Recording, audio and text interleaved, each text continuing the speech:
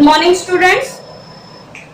हम कर रहे हैं chapter metals and non metals और आज आपको सिखाया जाएगा कि कैसे मेटल और नॉन मेटल मिलके एक कंपाउंड की फॉर्मेशन करते हैं, यानी कैसे कैटायन और एनायन क्या होते हैं, एक कंपाउंड बनाते हैं। तो आज हम करेंगे formation of compound. Formation of compound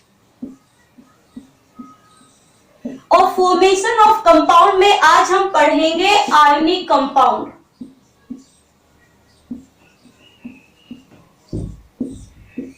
क्या होते हैं आयनिक? जैसे नाम से ही है ना, the compound which are form by the combination of the cation and the anion.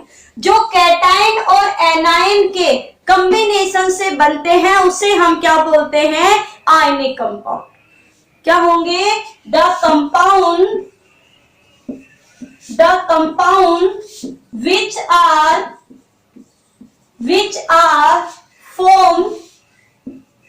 which are formed by the combination of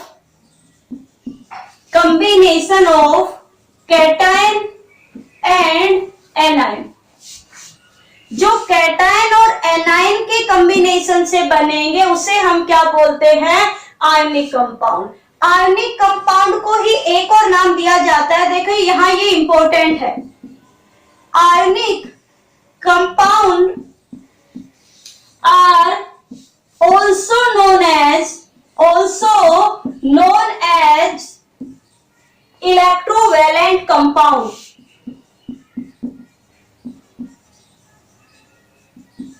कि आयनिक कंपाउंड को हम एक और नाम देते हैं जो क्या है? Electrovalent compound. अब यहां ये समझिए what is electrovalent. Electrovalent means होता है complete transfer of electron. Complete transfer of electron, जिसमें इलेक्ट्रॉन का कंप्लीट ट्रांसफर हो जाए उसे हम क्या बोलते हैं? इलेक्ट्रोवैलेंट। जैसे कल आपको बताया था, मान लो हम क्या बना रहे हैं, पहले तो आप ये देखिए कि आयनिक कंपाउंड क्या होते हैं। जब कैटायन और एनायन यानी मेटल और नॉन मेटल्स आपस में कंबाइन होंगे तो कौन सा कंपाउंड होगा? Ionic compound. Second, ionic compounds को एक और नाम दिया जाता है जो है इलेक्ट्रोवैलेंट। और इलेक्ट्रोवैलेंट का मतलब है कंप्लीट ट्रांसफर ऑफ इलेक्ट्रॉन, जिसमें इलेक्ट्रॉन का कंप्लीट ट्रांसफर हो जाए उसे हम क्या बोलते हैं? इलेक्ट्रोवैलेंट। कैसे? अभी देखते हैं, अभी बताइए, अभी बता देते हैं। कंप्लीट ट्रांसफर कैसे होगा? देखिए, आई होप आपने लिख लिया होगा। वीडियो को देखते देखते लाइक कर दिया करो और कमेंट भी लिखा करो।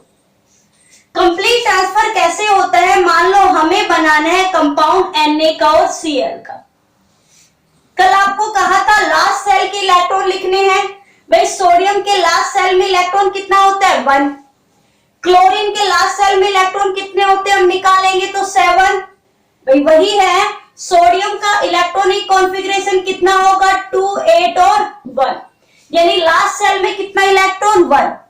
अगर क्लोरीन है 17 नंबर होता है, करेंगे कितना होगा? 2, 8 और 7, यही होता है। तो इसकी लास्ट सेल में कितने इलेक्ट्रॉन है? 7। तो लास्ट सेल वाले इलेक्ट्रॉन लिखने हैं। क्लोरीन में कितने हो गए? 7। 1, 2, 3, 4, 5, 6 और 7। अगर मैं बात करूं तो सोडियम एक इलेक्ट्रॉन को दे सकता है? यस और नो? भाई सोडियम के पास ही इलेक्ट्रॉन एक्स्ट्रा है ना, क्योंकि ऑक्टेट रूल के अकॉर्डिंग यहाँ कितने इलेक्ट्रॉन होने चाहिए थे? 8, पर है कितना? 1। और यहाँ भी ऑक्टेट रूल के अकॉर्डिंग लास्ट सेल में कितने इलेक्ट्रॉन होने चाहिए थे? 8, पर है कितने? 7। तो ये एक इलेक्ट्रॉन को आसानी से ले सकता है, क्योंकि 4 से अगर इलेक्ट्रॉन लास्ट सेल में कम है तो इलेक्ट्रॉन डोनेट करेगा, ज्यादा है तो वो इलेक्ट्रॉन को क्या करेगा? एक्सेप्ट करेगा। तो यहाँ 4 से कम है तो ये डोनेट कर सकता है, और यहाँ क्या है? 4 से ज्यादा, तो ये क्या करेगा? गेन। तो ये सोडियम के पास एक इलेक्ट्रॉन ज्यादा है और क्लोरीन के पास एक इलेक्ट्रॉन की क्या है? कमी। तो बताओ ये अपना एक इलेक्ट्रॉन इसे ट्रांसफर कर देगा या नहीं? यहाँ इस एरो का मतलब है कि यहाँ इलेक्ट्रॉन का कंप्लीट ट्रांसफर हो रहा है। जैसे ही हमने कंप्लीट ट्रांसफर किया तो सोडियम के पास कौन सा चार्ज भाई, पॉजिटिव, और क्लोरीन के पास अब 7 की बजाय कितने इलेक्ट्रॉन हो गए, 8, 1 2 3 4 5 6 7 और 8, क्योंकि इसने एक इलेक्ट्रॉन इसको दे दिया, इसकी वजह से हम कौन सा चार्ज लगा रहे हैं, नेगेटिव। यानी जब ये दोनों मिले तो क्या फॉर्मूला बन गया, NaCl, कि सोडियम ने तो इलेक्ट्रॉन दिया और क्लोरीन ने इलेक्ट्रॉन को लिया। यहां सोडियम ने अपना एक इलेक्ट्रॉन कंप्लीट ट्रांसफर कर दिया, किसको, क्लोरीन को। तो ये जो कंप्लीट ट्रांसफर जो होता है इसे ही हम कहते हैं इलेक्ट्रोवैलेंट कंपाउंड।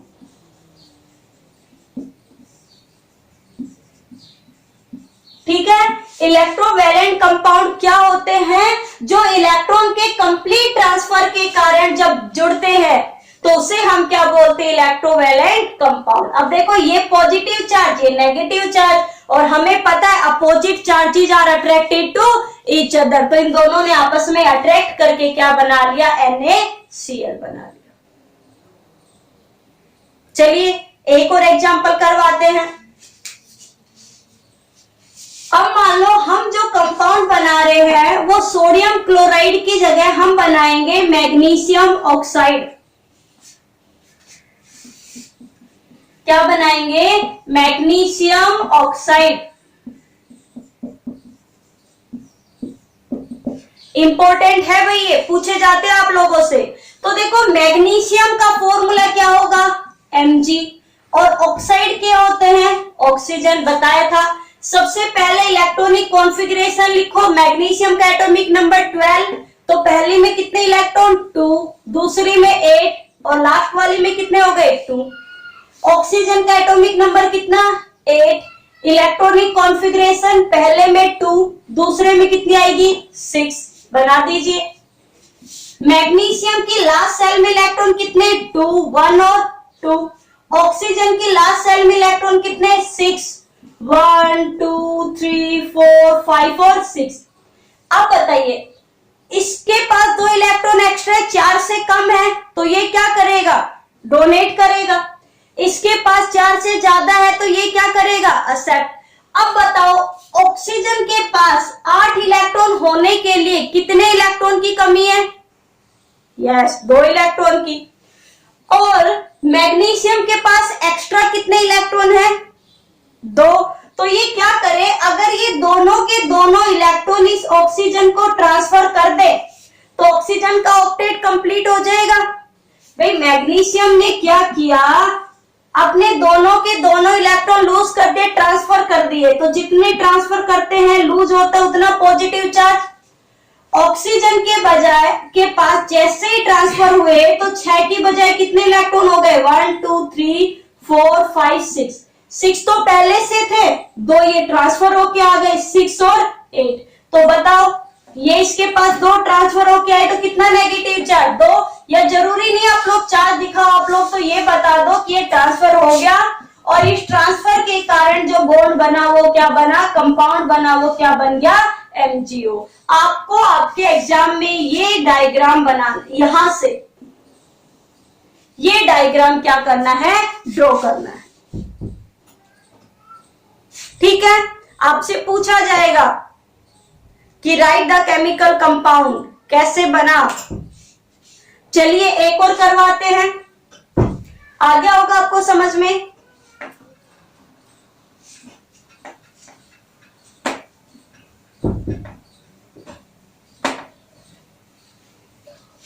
अब मान लो हमसे जो पूछा गया है कंपाउंड, वो पूछा गया है सोडियम ऑक्साइड। क्या पूछा गया है भाई, सोडियम ऑक्साइड। तो चलिए सबसे पहले तो हमें फॉर्मूला पता होना चाहिए। सोडियम ऑक्साइड क्या होता है भाई, Na2O, यानी सोडियम कितने, 2, लिख दो, एक Na ये, एक Na ये, और ऑक्सीजन कितना, 1। इलेक्ट्रॉनिक कॉन्फ़िगरेशन साइड में लिख लिया करो। सोडियम का एटॉमिक नंबर कितना, 11, कितने होंगे, 2 8 1। इसके लास्ट सेल में कितने इलेक्ट्रॉन, 1। तो दोनों सोडियम है तो दोनों के लास्ट सेल में कितने इलेक्ट्रॉन होंगे, 1 ही होंगे। ऑक्सीजन का भी क्या था हमने, 8 होता है, कितना होगा 2 और 6। ऑक्सीजन की लास्ट सेल में कितने इलेक्ट्रॉन, 6, 1 2 3 4 5 6। वही बात है, सोडियम के पास 1 इलेक्ट्रॉन है और 4 से कम है तो वो क्या करता है भाई, लॉस करता है। ऑक्सीजन के पास 6 है, होने कितने चाहिए थे, 8, कितने इलेक्ट्रॉन की कमी, 2। अगर ये इन दोनों से एक एक ले ले तो काम कंप्लीट। भाई एक इससे लिया और एक इससे लिया, तो बताओ किसकी फॉर्मेशन हो गई, Na2O। तो ये करने हैं आप लोगों को, आयनिक कंपाउंड बनाने हैं। और किस किस के आपको आपकी नोटबुक में बनाने हैं, एक बनाने हैं आपको AlCl3 का, किसका बनाना है, AlCl3 का आप लोगों को आपकी नोटबुक में बनाना है। और एक आपको बनाना है, एक आप किसका बनाओगे, सोडियम फ्लोराइड का, NaF का। एक आप बनाओगे CaF2 का।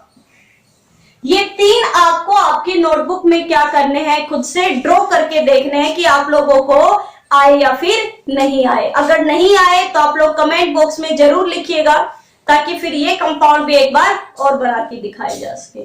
तो आज के लिए इतना ही काफी है। अब मिलते हैं कल एक नए टॉपिक के साथ। पढ़ते रहिए, घर पे रहिए, सेफ रहिए। Thank you.